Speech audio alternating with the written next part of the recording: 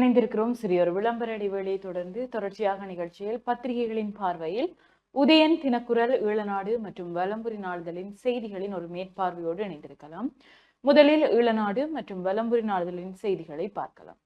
ஈழநாட்டு பத்திரிகையின் இன்றைய பிரதான செய்தியாக மக்கள் பாதுகாப்பிற்கு அரசே முழு பொறுப்பு, அமைச்சர் விஜயபால உறுதி. நாட்டு மக்களின் பாதுகாப்பின் பொறுப்பை அரசாங்கம் பொறுப்பேற்கிறது. தேசிய பாதுகாப்பிற்கு எவ்வித அச்சுறுத்தலும் கிடையாது. நீதிபதிகளின் பாதுகாப்பு குறைக்கப்படவில்லை, பலப்படுத்தப்பட்டுள்ளது என பொதுமக்கள் பாதுகாப்பு மற்றும் பாராளுமன்ற விவகார அமைச்சர் ஆனந்த விஜயபால தெரிவித்தார் என்றவாறு ஈழநாட்டு பத்திரிகையின் பிரதான செய்தி காணப்படுகிறது. தொடர்ச்சியாக வலம்புரி நாளிதழின் பிரதான செய்தியை பார்க்கலாம். வலம்புரி நாளிதழுடைய பிரதான தலைப்பு செய்தியாக கொழும்பில் தமிழ் வர்த்தகர் படுகொலை, துப்பாக்கிதாரிகள் இருவரும் போலீசாரால் சுட்டுக்கொலை. கொழும்பில் தமிழ் வர்த்தகர் ஒருவர் சுட்டு படுகொலை செய்யப்பட்ட சம்பவத்துடன் தொடர்புடைய இரு துப்பாக்கிதாரிகளும் போலீசாரால் சுட்டு படுகொலை செய்யப்பட்டிருக்கிறார்கள் என்ற செய்தி. குறிப்பாக நேற்று முன்தினம் வெள்ளிக்கிழமை இரவு 9 மணி அளவிலே கொட்டாஞ்சேனை பகுதியிலே அமைந்திருக்கக்கூடிய தமிழ் வர்த்தகர் ஒருவருடைய தொலைபேசி வியாபார நிலையத்திலே இருவர் நுழைந்து அவரை சுட்டுக் கொண்டிருக்கிறார்கள். 38 வயது மதிக்கத்தக்க சசிகுமார் என்ற கொழும்பு வர்த்தகரே சுட்டுக் கொல்லப்பட்டார். அவரை சுட்டுவிட்டு தப்பியோடும் பொழுது போலீசார் அவர்களை துரத்தி சென்று கைது செய்திருந்தார்கள். அவர்களிடமிருந்து கொலைக்கு பயன்படுத்திய மோட்டார் சைக்கிள் மற்றும் துப்பாக்கிகள் என்பன கைது செய்யப்பட்டது. அதன் பிறகு இருவரும் போலீசார் விசாரணையிலே கொடுத்த தகவலின் அடிப்படையில் அவர்கள் ஆயுதங்கள் மறைத்து வைக்கப்பட்ட அந்த பகுதியை நோக்கி அழைத்து செல்லப்பட்டிருக்கிறார்கள். அங்கே போலீசாருடைய ஆயுதங்களை பறித்து அவர்களை துப்பாக்கி சூடு அவர்கள் மீது நடத்த முயன்ற வழியிலே போலீசாரின் துப்பாக்கி சூட்டுக்கு இலக்காக்கி இருவரும் கொல்லப்பட்டிருக்கிறார்கள் என்ற செய்தி இங்கே வலம்புரியினுடைய பிரதான செய்தியாக காணப்படுகிறது. அதே போல கூட்டு பேச்சுவார்த்தை குறித்த தீர்மானம் தமிழரசு கட்சி மறுபரிசீலனை செய்ய வேண்டும். கஜேந்திரகுமார் கூட்டு பேச்சுவார்த்தை குறித்த தீர்மானத்தை இலங்கை தமிழரசு கட்சி மறுபரிசீலனை செய்ய வேண்டும் என கஜேந்திரகுமார் எம்பி அவர்கள் தெரிவித்திருக்கிறார் என்ற செய்தியும், நவாலியில் சடலம் மீட்பு என்று கட்டமிடப்பட்ட செய்தியும், வேட்புமனுவின் பின்னரே தேர்தல் திகதி அறிவிப்பு என்று உள்ளூராட்சி சபை தேர்தல் தொடர்பான செய்திகளும் காணப்படுகிறது. கோப்பாயில் விபத்து, ஒருவர் பலி, 5 படுகாயம், இறுதி ஊர்வலத்தில் பங்கு பற்றியவர்கள் மீது வாகனம் மோதியதில் விபரீதம் என்றும், அண்மையிலே கோப்பாயில் இடம்பெற்ற மரணச் சடங்கின் இறுதி ஊர்வலத்திலே பயணித்துக் கொண்டிருந்தவர்கள் மீது வேகமாக வந்த வாகனம் மோதியதிலே ஒருவர் இறந்துள்ளதுடன் 5 படுகாயமடைந்து வைத்தியசாலையிலே சிகிச்சை பெற்று வருகின்றனர். மோதி தள்ளிய வாகனம் நிற்காமல் அந்த இடத்தை விட்டு விரைந்து சென்றிருக்கிறது. சிசிடிவி காணொலிகளின் உதவியுடன் போலீசார் அவர்களை தேடி வருவதாகவும் அந்த செய்தி தொடர்ந்து செல்கிறது. அதே போல வெளிநாட்டவர்களை இலக்கு வைத்து பண மோசடியில் ஈடுபட்ட யாழ் பெண் கைது. வெளிநாட்டிலிருந்து வருபவர்களை இலக்கு வைத்து போலி மருத்துவ அறிக்கைகளை காண்பித்து பண மோசடியில் ஈடுபட்டு வந்த பெண் ஒருவர் கைது செய்யப்பட்டிருக்கிறார். குறித்த கைது நடவடிக்கையானது நேற்று முன்தினம் கோப்பை போலீசாரினால் இடம்பெற்றிருக்கிறது என்ற செய்தியும், வடுக்குநாரிமலையில் சிவராத்திரி அன்று மாலை 6 மணி வரையே பூஜை. சிவராத்திரி அன்று வடுக்குநாரிமலையில் மாலை 6 மணி வரையே பூஜைகள் இடம்பெறும் என தெரிவிக்கப்பட்டிருக்கிறது என்ற செய்தியும், புதிய பயங்கரவாத எதிர்ப்பு சட்டமூலம் தயாரிப்பில் கவனம், அமைச்சர் விஜித கேரத் என்ற செய்திகள் வலம்புரியினுடைய முற்பக்க செய்திகளாக இருக்கிறது. தொடர்ச்சியாக ஈழநாட்டினுடைய முற்பக்க செய்திகளை பார்க்கலாம். ஈழநாட்டு பத்திரிகையின் ஏனைய முற்பக்க செய்திகளாக நாகை காங்கேசன்துறை பயணிகள் கப்பல் சேவை நேற்று மீள ஆரம்பம் என்ற ஒரு புகைப்படம் தாங்கிய செய்தியும், வெடுக்குநாரிமலையில் சிவராத்திரி விவரங்கள் பதிவு செய்த போலீசார் என்ற ஒரு செய்தி, நெடுங்கணி வெடுக்குநாரிமலையில் சிவராத்திரி தினம் தொடர்பாக ஆலய பூசகர் மதிமுகராசா மற்றும் முக்கியஸ்தரான பூபாலசிங்கம் ஆகியோர் நெடுங்கணி போலீசாரால் அழைக்கப்பட்டு விவரங்கள் பெறப்பட்டுள்ளன. நெடுங்கணி வெடுக்குநாரிமலை ஆதிலிங்கேஸ்வர் ஆலயம் மற்றும் அதனை அண்டியுள்ள பகுதிகள் தொல்பொருள் திணைக்களத்திற்கு கீழ் உள்ளதாக தெரிவித்தது. அந்த திணைக்களம் மற்றும் நெடுங்கணி போலீசாரால் பொதுமக்கள் வழிபாடுகளை மேற்கொள்வதற்கு பல்வேறு தடைகள் ஏற்படுத்தப்பட்டிருந்தன. இந்த நிலையில் கடந்த வருடம் சிவராத்திரி தினமன்று மாலை 6 மணிக்கு பின்னர் சிவராத்திரி பூஜைகள் செய்ய முற்பட்ட 8 பேர் நெடுங்கணி போலீசாரால் கைது செய்யப்பட்டனர். இது தமிழ் மக்கள் மத்தியில் கவலையை ஏற்படுத்தியதுடன் போலீசாரின் செயற்பாடுகளுக்கு எதிராக பல்வேறு போராட்டங்களும் இடம்பெற்றிருந்தன. இந்த நிலையில் அது தொடர்பான வழக்கு வவுனியா நீதிமன்றில் எடுத்துக் கொள்ளப்பட்ட போது கைது செய்யப்பட்ட 8 பேரையும் வழக்கிலிருந்து முழுமையாக விடுதலை செய்த நீதிபதி போலீசாரால் தாக்கல் செய்யப்பட்ட வழக்கையும் தள்ளுபடி செய்திருந்தார். இந்த நிலையில் இம்முறை சிவராத்திரி தினம் தொடர்பாக ஆலயத்தின் பூசகர் மற்றும் முக்கியஸ்தர் ஒருவர் நெடுங்கணி போலீசாரால் நேற்று முன்தினம் அழைக்கப்பட்டு அவர்களிடம் விவரங்கள் பெறப்பட்டுள்ளன. இது தொடர்பாக ஆலயத்தின் பூசகர் மதிமுகராசாவிடம் கேட்டபோது, இம்முறை சிவராத்திரி விரதம் பூசைகள் காலை முதல் மாலை 6 மணி வரை முன்னெடுப்பதாக தாம் தீர்மானித்துள்ளோம் என்றும், 6 மணியின் பின்னர் பிரிதொரு பகுதியில் சிவனுக்கான இரவு அனுஷ்டானங்களை செய்வதற்கும் ஏற்பாடுகள் செய்யப்பட்டுள்ளது. சிவராத்திரி தினம் வெடுக்குநாரி மலையில் சிறப்பாக இடம்பெறும் என அவர் கூறினார் என்றவாறு இந்த செய்தி காணப்படுகிறது. அதனைத் தொடர்ந்து புலிகள் உட்பட 15 அமைப்புகளை தடைப்பட்டியலில் நீடித்தது அரசு என்ற ஒரு செய்தி. விடுதலை புலிகள் உட்பட 15 பயங்கரவாத அமைப்புகளை தடை செய்யப்பட்ட அமைப்புகளின் பட்டியலில் நீடிக்கும் வர்த்தகமானி அறிவிப்பை பாதுகாப்பு அமைச்சு வெளியிட்டுள்ளது என்றவாறு இந்த செய்தி தொடர்ந்து செல்கிறது. பயங்கரவாத சட்டத்தை இப்போது நீக்க முடியாது, பதில் போலீஸ் மா அதிபர் பிரியந்த என்ற செய்தியும், மன்னார் புதிய ஆயராக நேற்று ஞானப்பிரகாசம் அருட்பொழிவு என்ற புகைப்படம் தாங்கிய செய்திகளும் இங்கே பிரசுரிக்கப்பட்டுள்ளது. வடக்கு மக்கள் நிலை அறிந்து விகாரை பிரச்சினைக்கு தீர்வு, ஜனாதிபதி அனுர உறுதி என்ற ஒரு செய்தி இங்கே பிரசுரிக்கப்பட்டுள்ளது. அதனைத் தொடர்ந்து நாட்டை சீர்குலைப்போர் மீது சட்டம் கடுமையாக பாயும், பொது பாதுகாப்பு அமைச்சின் செயலர் என்றவாறு செய்தி ஒன்று பிரசுரிக்கப்பட்டுள்ளது. ஆனால் நாளாந்தம் நாங்கள் பத்திரிகைகளின் செய்திகளை பார்க்கின்ற பொழுது போலீஸ் பாதுகாப்பு பிரிவினர்கள் மேற்கொள்ளக்கூடிய சீர்குலைப்புகளை தான் நாங்கள் அதிகமாகவும் பார்க்கக்கூடியதாக இருக்கிறது. தொடர்ச்சியாக யாழில் இறுதி ஊர்வலத்தில் வாகனம் மோதி ஒருவர் பலி என்று நாங்கள் வலம்புரி நாளிதழில் எனவே பார்த்த செய்தியாக இது காணப்படுகிறது. இவைதான் இளநாட்டு பத்திரிகையின் முக்கிய செய்திகளாகவும் முற்பக்க செய்திகளாகவும் காணப்படுகிறது. தொடர்ச்சியாக உட்பக்க செய்திகளை பார்க்கலாம். அரசியல் கட்சிகள் போன்று ஒருபோதும் செயல்படாதீர்கள், தொழிற்சங்கங்களுக்கு ஆளுநர் அறிவித்தல் என்ற ஒரு செய்தி.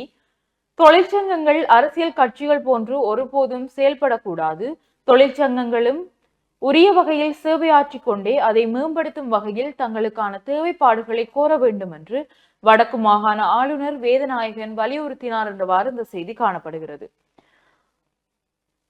அதனைத் தொடர்ந்து மானிப்பாய் இந்து கல்லூரியின் வருடாந்த இல்ல மெய்வல்லுநர் போட்டி கடந்த 20ஆம் திகதி வியாழக்கிழமை கல்லூரி மைதானத்தில் அதிபர் திலீப்குமார் தலைமையில் நடைபெற்றது என்று அந்த புகைப்படம் தாங்கிய செய்தி ஒன்று இங்கே பிரசுரிக்கப்பட்டுள்ளது. அதனைத் தொடர்ந்து ஆசிய குத்துச்சண்டை போட்டிக்கு வவுனியாவை சேர்ந்த 5 தகுதி என்று அவர்களுடைய புகைப்படம் தாங்கிய செய்தியாக இது காணப்படுகிறது. வனவள திணைக்களம் வசமுள்ள காணிகளை விடுவிக்க வேண்டும், அனுர அரசிடம் வெல்வேரி கிராம மக்கள் கோரிக்கை என்ற ஒரு செய்தி. வனவள பாதுகாப்பு திணைக்களத்தால் கற்களிடப்பட்டு கையகப்படுத்தப்பட்டுள்ள தமது பூர்வீக காணிகளை விடுவித்து தமது வாழ்வாதாரத்துக்கு உதவுமாறு வெல்வேரி கிராம மக்கள் கோரிக்கை விடுவித்துள்ளனர் என்றவாறு இந்த செய்தி காணப்படுகிறது.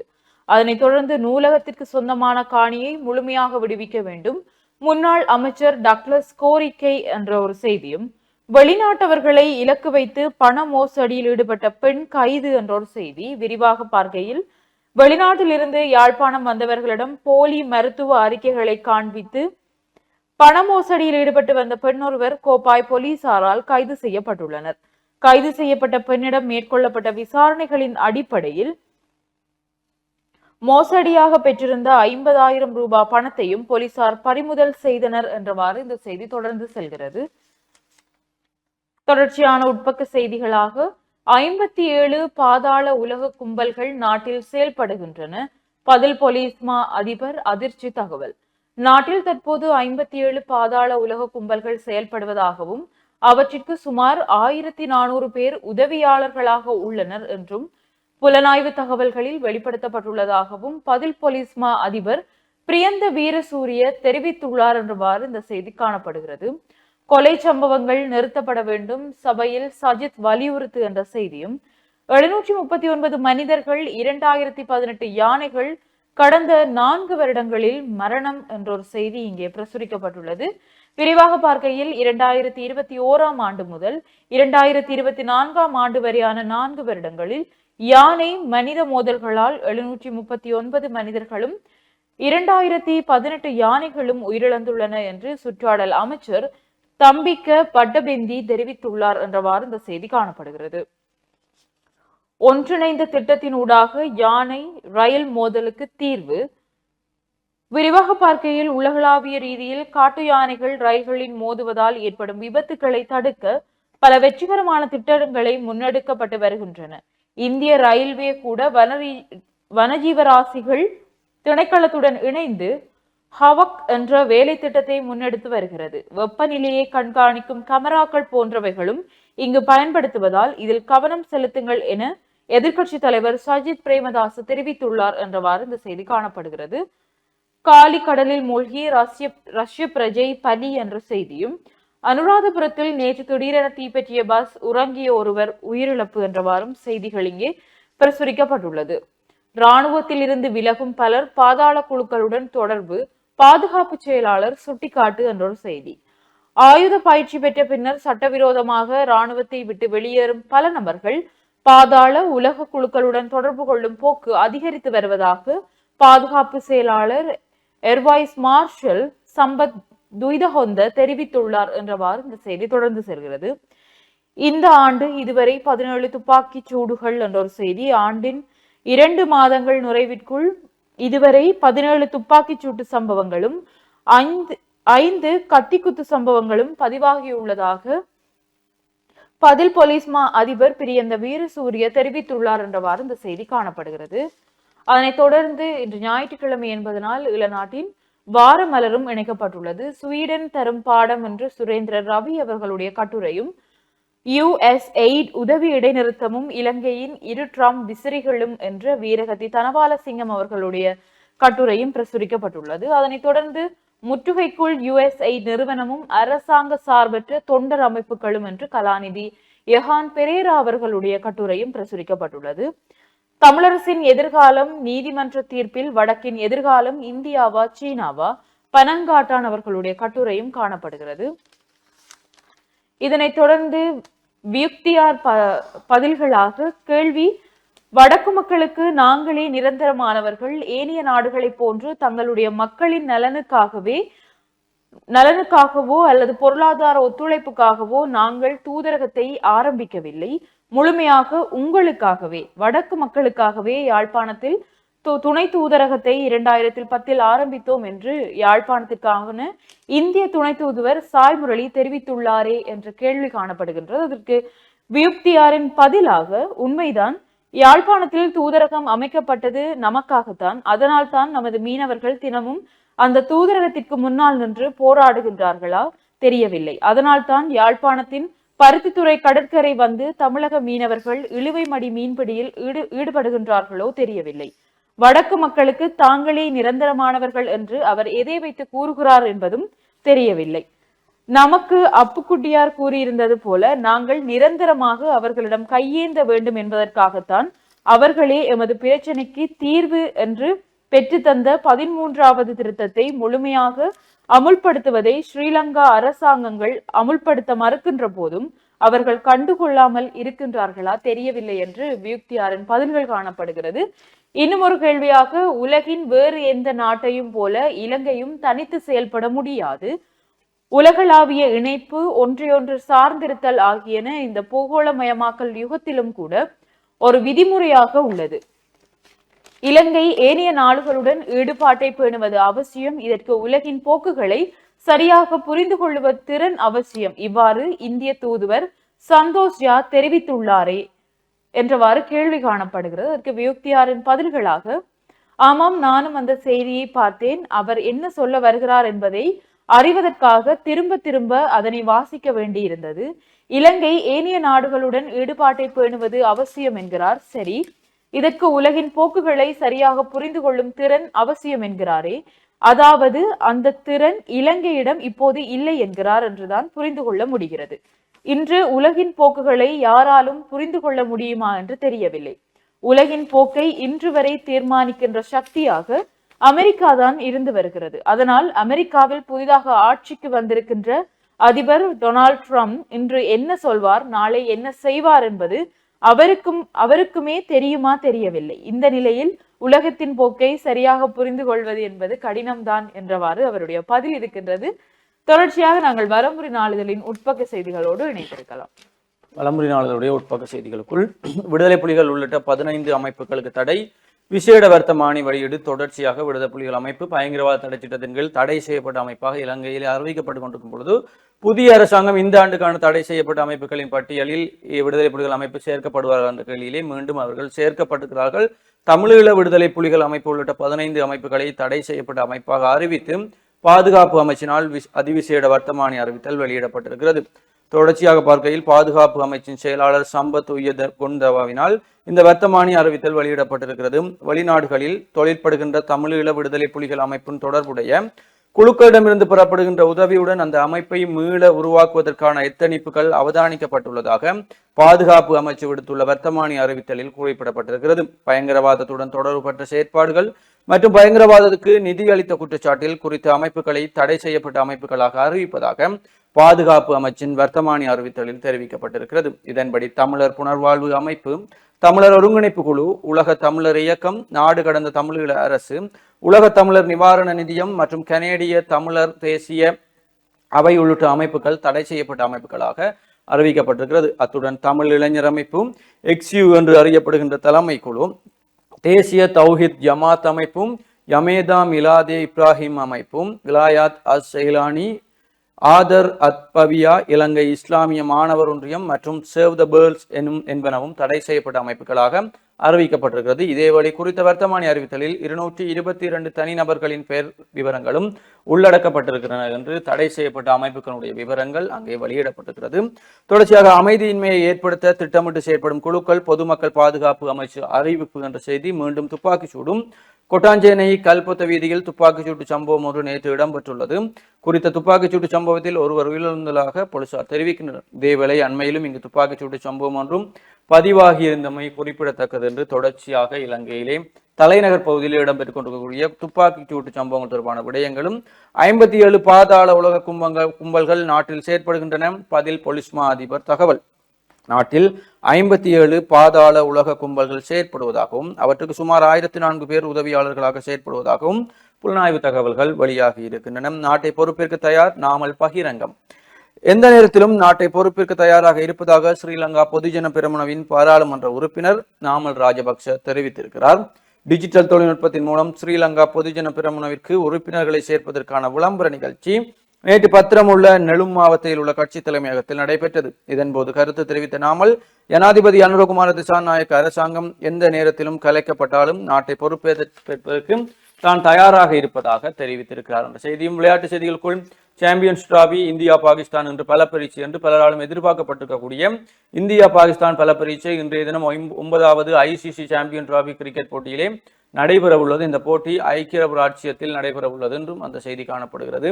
IPL தொடருக்கான ஜேர்சியை அறிமுகப்படுத்தியது மும்பை இந்தியன்ஸ் என்று 2025க்கான IPL தொடருக்கான புதிய ஜேர்சியை மும்பை இந்தியன்ஸ் அணி அறிமுகப்படுத்தி இருக்கிறது என்று அந்த ஜேர்சிக்கான புகைப்படமும் இங்கே காணப்படுகிறது. யாழ் வைத்தியசாலையில் நிலவும் வெற்றிடங்களை நிரப்ப துரித நடவடிக்கை சுகாதார அமைச்சு.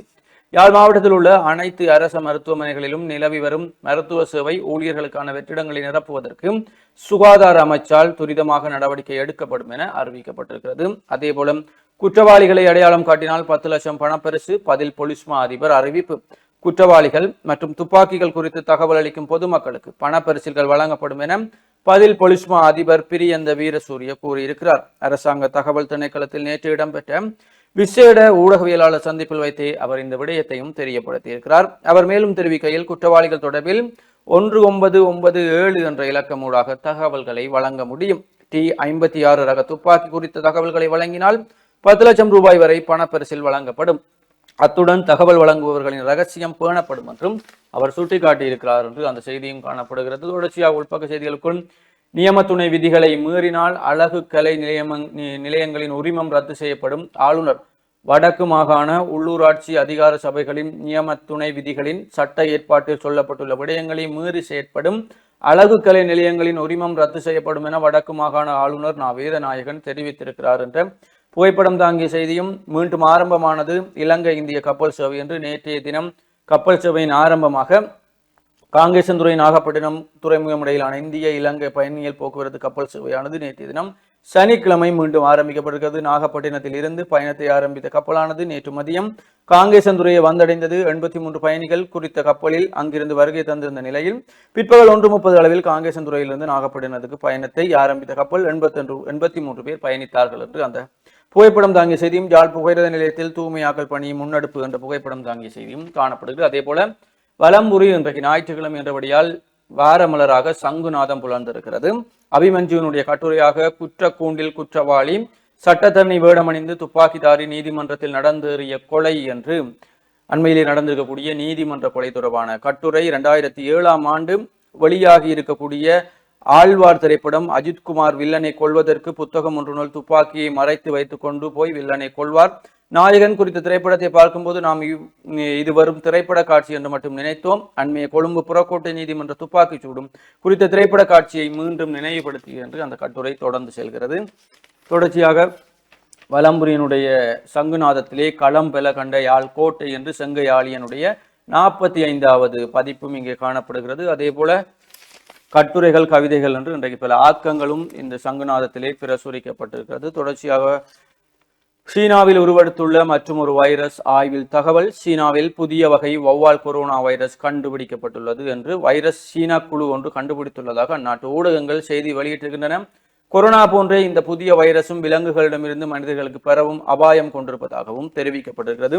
இந்தோனேசிய ஜனாதிபதியின் மாளிகையை முற்றுகையிட்டு மக்கள் ஆர்ப்பாட்டம் என்ற செய்திகளும் வெளிநாட்டு செய்திகளாகவும் பாதுகாப்பை உறுதிப்படுத்தும் வேலை திட்டத்தை முன்வையுங்கள் சஜித் பிரேமதாசா வலியுறுத்தும் பிரதமரை சந்தித்த மாலைதீவு அமைச்சர் என்ற புகைப்படம் தாங்கிய செய்தியும் ஹைட்ரோ மூலம் மின் உற்பத்தி நாட்டில் ஹைட்ரோ தொழில்நுட்பத்தை அறிமுகப்படுத்துவதற்கு இலங்கை மின்சார சபை தீர்மானித்துள்ளது என்ற செய்தியும் காணப்படுகிறது. வலம்புரியினுடைய ஆசிரியர் தலையங்கமாக பாட்டு இயற்றும் புலவர்களும் குற்றம் காணும் புலவர்களும் என்று தேசிய மக்கள் சக்தி அரசாங்கத்தின் வரவு செலவு திட்டம் தொடர்பான அந்த ஆசிரியர் தலையங்கமும் இங்கே காணப்படுகிறது. தொடர்ச்சியாக உள்நாட்டு செய்திகளுக்குள் தேசிய பாதுகாப்புக்கு அச்சுறுத்தல் இல்லை, மக்களின் பாதுகாப்புக்கு அரசாங்கம் பொறுப்பு, பொதுமக்கள் பாதுகாப்பு அமைச்சர் ஆனந்த விஜயபால. நாட்டு மக்களின் பாதுகாப்பின் பொறுப்பை அரசாங்கம் பொறுப்பேற்கிறது, தேசிய பாதுகாப்புக்கு எவ்வித அச்சுறுத்தலும் கிடையாது என பொதுமக்கள் பாதுகாப்பு அமைச்சர் ஆனந்த விஜயபால தெரிவித்திருக்கிறார் என்ற செய்தியும் மசகு எண்ணெய் விலை வீழ்ச்சி. சர்வதேச சந்தையில் மசகு எண்ணெயின் விலை சற்று வீழ்ச்சியை சந்தித்திருக்கிறது. உலக சந்தையில் WTI ரக மசகு எண்ணெய் பீப்பாய் ஒன்றின் விலை 70.4 அமெரிக்க டாலராக வீழ்ச்சியாகி இருக்கிறது அந்த செய்தியும் காணப்படுகிறது. அதே போல பாலைதீவு புனித அந்தோணியார் ஆலய திருவிழாவிற்கான கலந்துரையாடல். கிளிநொச்சி மாவட்டத்தின் பூநகரி பிரதேச செயலக பிரிவிற்குட்பட்ட பாலைதீவு புனித அந்தோணியார் தவக்கால திருத்தலத்தின் வருடாந்த திருவிழாவிற்கான முன்னாயத்த கலந்துரையாடல் கடந்த செவ்வாய்க்கிழமை நடைபெற்றது என்ற புகைப்படம் தாங்கிய செய்தியும் கணயமுள்ள சஞ்சீவ கொலை பயங்கரவாத சம்பவம் அல்ல, அம்பிகா சர்க்குணநாதன் சுட்டிக்காட்டுகின்ற செய்தியும் இவைதான் வலம்புரியினுடைய இன்றைய முக்கிய செய்திகளாக இருக்கிறது. தொடர்ச்சியாக உதய நாளிதழுடைய செய்திகளோடு இணைந்திருக்கலாம். உதய நாளிதழின் இன்றைய பிரதான செய்தியாக இலங்கையில் விடுதலை புலிகளுக்கு நீடிக்கின்றது தடை. தமிழீழ விடுதலை புலிகள் உள்ளிட்ட 15 அமைப்புகள் மீதான தடையை நீடித்து வர்த்தமானி அறிவித்தல் விடுவிக்கப்பட்டுள்ளது என்றவாறு உதயன் பத்திரிகையின் பிரதான செய்தி காணப்படுகிறது. தொடர்ச்சியாக தினக்குரல் நாளிதழின் பிரதான செய்தியை பார்க்கலாம். தினக்குரல் நாளிதழுடைய பிரதான செய்தியாகவும் அவைதான் காணப்படுகிறது. தமிழீழ விடுதலை புலிகள் அமைப்புக்கு இலங்கை அரசு தடை விதிப்பும் பாதுகாப்பு அமைச்சால் வர்த்தமானி வெளியீடு என்று தமிழர் புனர்வாழ்வு அமைப்பு, உலக தமிழர் இயக்கம், உலக தமிழர் நிவாரண நிதியம், தமிழர் ஒருங்கிணைப்பு குழு, நாடு கடந்த தமிழீழ அரசு, கனேடிய தமிழ் தேசிய அவை என்று தமிழ் அமைப்புகளுக்கு விதிக்கப்பட்டிருக்கக்கூடிய தடை தொடர்பான அந்த செய்தி தினக்குரலுடைய முக்கிய செய்தியாக காணப்படுகிறது. அதே போல துப்பாக்கிதாரிகள் தப்பிக்க முயற்சி, போலீசாரின் துப்பாக்கிச் சூட்டில் இருவரும் பலி என்று நேற்று முன்தினம் வெள்ளிக்கிழமை கொழும்பு கொட்டாஞ்சேனையில் இடம்பெறக்கூடிய அந்த துப்பாக்கி சம்பவம் தொடர்பான செய்தியும் இறுதி ஊர்வலத்தில் மோதியது வாகனம், யாழில் 6 பேர் படுகாயம் என்று யாழ்ப்பாணத்திலே கோப்பாய் பகுதியிலே இறுதி ஊர்வலத்தில் கலந்து கொண்டவர் மீது வாகனம் மோதியதில் ஒருவர் உயிரிழந்தவருடன் 5 பேர் வைத்தியசாலையில் அனுமதிக்கப்பட்ட சம்பவம் தொடர்பான செய்தியும் தமிழ்நாடு யாழ்ப்பாணம் சிவகங்கை கப்பல் சேவை நேற்று ஆரம்பம் என்ற புகைப்படம் தாங்கிய செய்தியும் நண்பனாக அல்ல சகோதரர்களாக விரும்புகிறோம் என்ற செய்தி. அதேபோல விரைவில் வருகிறது புதிய பயங்கரவாத எதிர்ப்பு சட்டம் மூலம்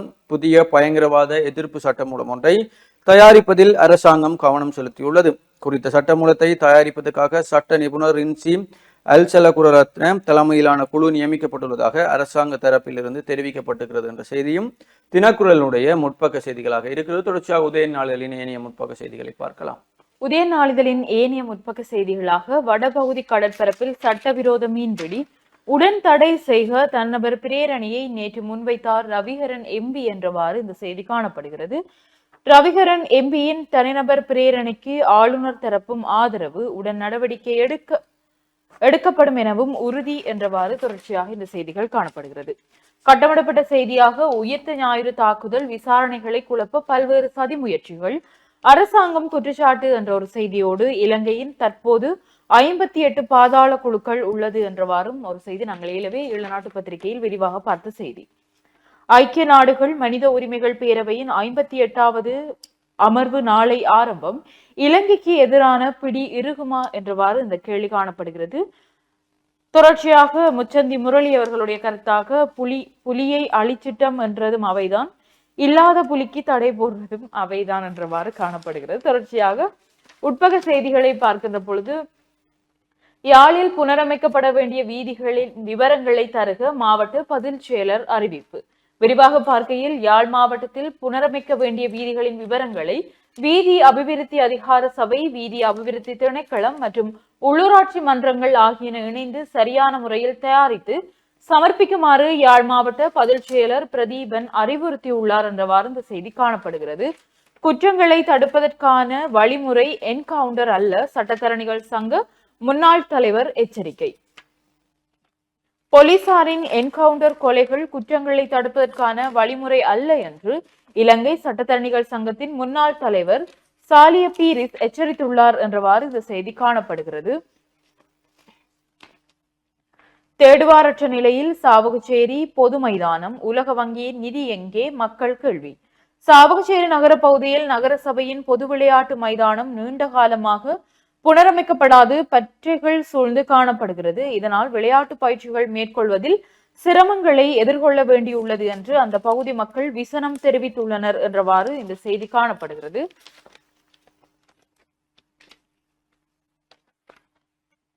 முப்படை வசமுள்ள காணிகளை விரைவில் விடுவிக்கப்படும், ஜனாதிபதி தெரிவிப்பு என்ற ஒரு செய்தி. விரிவாக பார்க்கையில், வடக்கு கிழக்கு மாத்திரமன்றி நாடு முழுவதிலும் முப்படையினரின் பாவனையில் உள்ள காணிகள் தொடர்பில் மீண்டும் மதிப்பாய்வு மேற்கொண்டு காணிகளை விடுவிப்பது குறித்து எதிர்காலத்தில் தீர்மானங்கள் எடுக்கப்படும் என்று ஜனாதிபதி அனுரகுமார திசாநாயக்க தெரிவித்துள்ளார் என்று இந்த செய்தி பிரசுரிக்கப்பட்டுள்ளது. அதனைத் தொடர்ந்து மஹிந்த மற்றும் மைத்திரி வெளிநாட்டு பயணங்களுக்கு 60 மில்லியன் செலவழிப்பு என்ற ஒரு செய்தி இங்கே காணப்படுகிறது. அடுத்த செய்தியாக, மலர்ச்சாலையில் சஞ்சீவனின் சடலம் என்று அவருடைய புகைப்படம் தாங்கிய செய்தி.